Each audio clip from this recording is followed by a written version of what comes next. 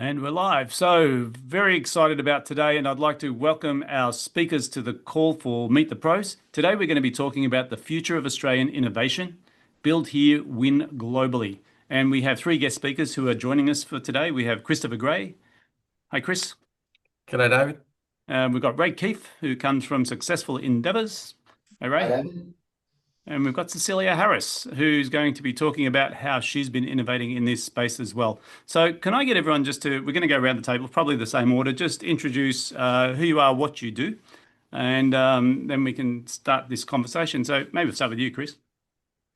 Thanks, David. I own the Haystack Group, and we help companies innovate in all their commercialisation, their ideas. And the way we do that is actually work through the R&D tax offset program. And we help companies navigate the program, put their submissions in, and then the benefit of the tax schedule to help fund their R&D. Yeah, brilliant. Thank you so much. Ray, maybe just give us a bit of an insight into where you fit in the picture. Hi. So I'm owner, founder of Successful Endeavours, and we're a research and development consultancy, which is a really fancy way of saying we design other people's products for them. So we do innovation and product development for other businesses in Australia with a focus on the product then being made in Australia. Yeah, fantastic, fantastic. And last but certainly not least, Cecilia Harris. Do you want to give us a bit of a snapshot of yourself? Sure. Cecilia Harris, the CEO and founder of Echo Health AI, and I am the innovator on the call. So we are a digital healthcare startup, and we're focused on improving clinician workflow and patient outcomes with AI. And we're very excited about innovation in Australia. Yeah. Fantastic. And just for background, David Guest, myself, I've been running Outcomes Business Group for 25 years. And really the last year has been super exciting for us because of the integration of AI as well. And so we're developing an AI-based coaching platform. And so we've been rolling that out through our process, and I'll be sharing a bit of information around that also.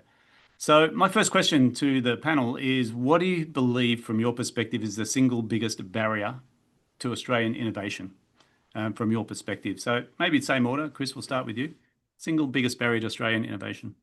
I think the single biggest barrier, David, is funding, is for people to take their idea and actually work it up. Now, whether it's Cecilia starting out with what she did or whether it's going to a consultant like Ray, the challenge is always going to be funding. If you're a startup, you're generally not going to be taking a wage for a period of time while you're developing it. And if you're in business and you engage someone such as Ray, then you've got to find that additional cash to pay for that commercialisation. And that's where we complement that through the R&D tax offset system. Absolutely. And I know an old mentor of mine used to say, growth sucks cash. So if anyone's in a situation where their business is growing, they can just watch the bank account empty really, really quickly. And sometimes, being the most important element of running a successful business is cash flow. If it's going out quicker than it's going in, you've got a very short wick. So funding's super important. Ray, can I just ask you the same question? What do you see as the biggest barrier to Australian innovation? From our experience, the biggest barrier we see is people assuming you just can't do this here anymore. The general impression we get in the media is that there's not a lot happening in Australia. There is the impression that we are a resources provider country only, and so people start off with the initial belief that they're not going to be able to do this. So part of my job is to show them that they can do this and how to do this, and that Australia is actually not only a place they could do it, but is actually sometimes an ideal place they could do it. Right. So do you believe the belief systems are the barrier for a lot of people? I think so. If as brand Australia is valued everywhere else in the world except here. Right. So I think there's a bit of an identity thing we've got to work on as a country as to who we are in the world and what we can contribute. Yeah. And I think if we have that shift in identity, I think a lot of doors will open up for us. Yeah, fantastic. Thank you. Thank you. Cecilia, you're right in the thick of things. So maybe if you can give us a first-hand view of this. So I live in the startup world. So innovation is everywhere I see and everyone I talk to. Everyone has a great idea. And, Australia has knocked it out of the park in the space that I work in, which is the digital space. So Atlassian and Canva are actually absolutely world leaders in this space. The biggest issue is funding. It is without doubt funding. And, you know, being the female on the call, the funding for female founders is appalling. When you look at it, it's 2%. And then when you get it, when they do say they've got female founders, it is when you've got a group of males with you on the female founder scenario. So, but saying that getting funding is hard for anyone. And it is a real challenge. And you know, the working with Chris with the R&D grant is an absolute lifeline. And we need to work out how we can better support enterprises getting that funding and bringing it to the world, because we can do it absolutely. Okay, so really, like you're seeing funding as a linchpin for you as well. Yeah. Okay, so let's talk about some success stories, because we've talked about what the barriers are, but can you share an example? And once again, going around the table, an example that proves it can be done here. Now, I know you're a living, breathing example, Cecilia. So maybe you want to walk us through a bit of the journey that you've taken? So, you know, still very early in the journey, but, you know, our success is that we've launched first in New Zealand. So we are linked in with the largest practice management software in New Zealand, and we're out there in the New Zealand space. So starting outside the country and, you know, working on what we can do there, as well as, you know, what we can do in Australia. And then, you know, honestly, the world's the oyster. You know, where else do we want to go with this? So, you know, we can think big and deliver. And I guess one of the things that the internet has done is made global business there's not as much of a barrier to going global as there used to be. No. And I know from my personal example, using AI as part of your integration into your platform, you can switch languages just by telling it to switch languages. So gone are the days of saying, well, the biggest barrier is the language. Well, not anymore, right? So I just watch barriers getting torn down left, right, and center, and just making it easier and easier for people to innovate and go global. So thank you for sharing on that one. Ray, have you got some example of that proves it can be done here? Yeah, so I've got a couple of examples. First one is quirky, and so it's a good example from that perspective. Yep. Digital bagpipe. So one of the problems that bagpipe players have is they've got a large bulky instrument that's very loud, and if they want to practice a lot, their families want to kill them. So what they needed was something that they could practice on earbuds, but it was still a bagpipe. Right. So we basically built a digital synthesizer built into something the shape of a bagpipe chanter with finger sensors, and it's real bagpipe samples being played back. So it's the leading instrument in its class in the world. It's designed in Melbourne, made in Melbourne. Two top markets for it as Scotland and the US. I would not have thought of digital bagpipes as an idea for an innovation, but there you go. Yeah, but it's interesting because it is quirky, and we find it's a good attention getter for people. They go, you could do that here. The other one is a company called IMD Technology. So they've got the product we developed for them, listens to the electrical signals in the distribution grid, samples them 250 million times a second, runs maths on them in real time, tags that using the atomic clocks and the GPS satellites, and pushes it up to a web service every second. You have a few of these devices distributed around the grid, and we can use the fact that we know the speed of light to actually calculate the location in the grid where a part is starting to fail. It can give you up to 8 weeks notice that if you replace this insulator or this piece of equipment, you can avoid having shrapnel and unplanned outage or a bushfire. Yeah, wow. So that's a designed in Melbourne, made in Melbourne. No one else in the world has ever done this. So this is an example of Australian innovation. You can't Google it. You couldn't put an AI in this because nobody's actually got any data to ingest. So this is a case of innovation and science from scratch, designed by us in Melbourne, made in Melbourne, and the main market for it is currently the US, because in California, when you start a bushfire, it turns out you get sued really hard. We're not very good at forcing our service providers here in Australia to behave properly, but in the US they do. Okay, so they see this as a way of mitigating risk. It's well, it's not only that, but it tells them how to maintain their network. Yeah. So that they actually don't have to have the risk at all. So it's world-leading innovation, and we're really proud to have helped them get off the ground. Awesome, thank you. That's awesome. That's awesome. Chris, have you got some that sort of you can float past us, or one? Or Yeah, certainly, David. I've got a couple, and one's in the agricultural sector. Mm-hmm. A company called Keel up in the Blue Mountains developed a low maintenance sheep, and they've spent 25 years working on how to get a haired sheep to shed its hair. It has eating quality similar to Wagyu beef with really nice marbling through it, and it's bred so that it can actually be in any type of climatic condition. And they're very, very successful in what they've done, and they've even been able to breed into things like high fecundity, where you have multiple births, and so over a 2-year period you can actually cross the ewe 3 times and get somewhere between 6 to 9 lambs out of that ewe. So a really good commercial model in where we're going, and great in what they're doing. Amazing. One of the others is a very, very novel company, and it's here in Melbourne. And the CTS group have been making carpet weaving machinery for years. It's now in its 3rd generation. They are the only ones in the world that produce what's called a VLAP machine, and it can now process all of our modern recycled plastics and synthetics to be able to make carpets to do that. And they're really leading the world in carpet manufacturing on large scale and what they're doing. So very different markets in what they're doing, but some great innovation out there. Just listening to the three of you with your innovations, it's like they're totally unrelated. There's surprises. I did not expect sheep to show up in an innovation conversation. And bagpipes, especially electric bagpipes that we sell to Scotland.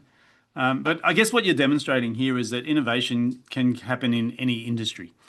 And it's really going to come down to the will of the inventor to actually push through a process of finding funding, formalizing their idea, actually working out whether it's something that they can go to market with to make these things successful.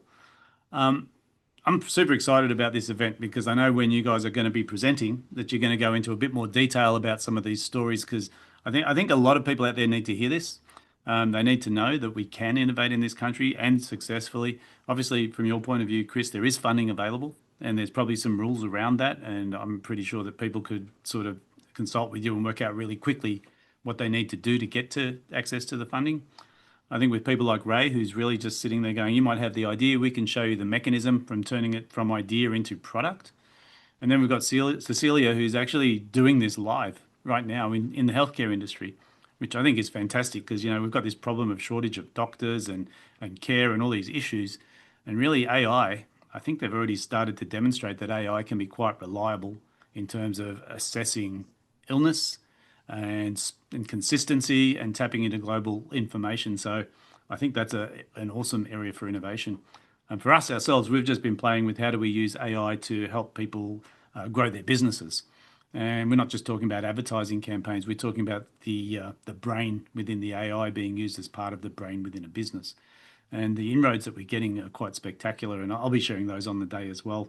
But as we start to wrap up this intro call, if attendees remember just one thing from your session, what should it be? And we might go backwards again. So actually, we'll start with you, Ray.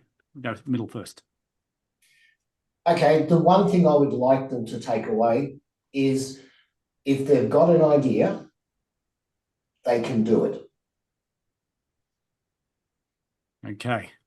So, take up the challenge and find the people. What we're not great at Australia is partnering. So to get your idea off the ground, you need help. So make sure that you reach out and get the help you need, but you can do it. So really, like what you're saying is if someone has an idea, they need to come to the table and say, I have an idea, rather than trying to work out how to do it all on their own. That's right. And then build the team of people around them and businesses who can actually help them deliver that idea and turn it into a commercial success.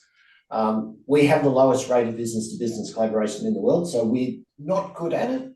And so, in terms of doing things differently, it's the Einstein thing. Insanity is doing the same thing and expecting the results to get better. Uh-huh. Doing things better will get better results. Yeah, awesome. Thank you. Thank you. Chris, let's hear from you. If you could sort of, if attendees remember just one thing from your session, what should it be? Oh, there's an enormous amount of knowledge out there in the business and world, but as well as that, David, we've got the CSIRO and we've got all the universities that are always looking to collaborate with business to do things. We've got a great system of hubs to help startups in what they're doing. So to complement what Ray said, it is possible to innovate. It's just finding where the best place is. And so touching base with a number of different people can help guide you in that direction of where to go. So I guess it's don't be afraid to ask for help. Of course. And you're saying there's a plethora of support services out there, but I feel sometimes people either think, I don't know if my idea is any good, or I'm not sure how to get off the ground, or probably the worst one I've heard is, I don't want to talk about it in case someone copies it. You know, so there's all sorts of emotional reasons that people are scared to go into the innovation space. And I feel like innovation is underplayed because I think innovation is what makes for a better world, right? When we innovate, we improve things for everyone. So, Cecilia, some very simple processes that a lot of us adopt within the support services, David, that we can help someone do the business case before they spend their first dollar. And to help them understand, is it real innovation and is there something that's commercially viable? And that can give them the head start. We all have great supply chain networks and we all have those systems in place to help them. Right. So really, I guess what I'm hearing from you is people just need to open up and ask for help and be willing to share their idea with some trusted advisors to really just get them on the right track and even work out whether it's viable, and if it is, how to hit the accelerator. Certainly. Yep. Awesome. Awesome. Cecilia, didn't mean to knock you out there, but let's get back to you. That's right. So, I love Ray saying finding the right people to support you is beyond critical. And I would, re-emphasize what Chris said. The Victoria is well supported. We have the universities, we have a number of accelerators available. Launch Vic are amazing at supporting businesses in this stage. But the biggest thing is persistence and resilience. It is hard when you're on your own and you've got an idea and you have to, when something goes wrong, and it will go wrong, where do I go next? And how do I keep going? And having a really good support network around you is really critical because the world is our oyster and we can deliver so much, and I'm so excited. But at the same time, you're going to have some ups and downs in the journey, and you want to just find your way to keep going, because that is what success is about. Yeah, fantastic. Thank you for sharing that. Well, Can I add something to what Cecilia was saying? Yeah. They did a research across the globe into business success to look for what the common ingredients were. The number one ingredient that was common across the whole world is this thing called grit, or what Cecilia said, which is resilience, which is not letting the downs take you off the table, but getting up again. The definition of success at the beginning of a business venture is every time you get knocked down, get up. Right. So really, this whole idea of grit or resilience is key. I do think that some people are sort of uncertain, or they have a fear around this. I have a different spin. I believe that innovation is how you become more successful, because we live in a world of competitive nature and people are copying products really quickly, and it's easy. Like, people can look at your website and say, well, just copy that website. The innovators don't get touched by that because they're constantly on the move. They're constantly looking at ways of doing things better. So I think sometimes, playing to win is the opposite of playing not to lose. And innovation is taking risk, is having grit, is creating something that didn't exist before that actually improves an industry. And I think when people do that, we see big shifts in the economy.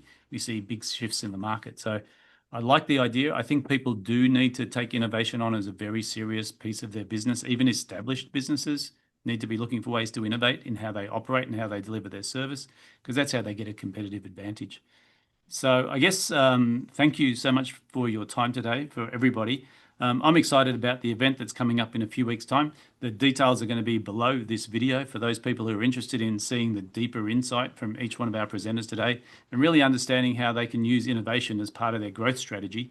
And so we can sort of build here and win globally. So guys, thanks so much for your time this afternoon, I should say. Looking forward to getting this event off the ground. So thank you.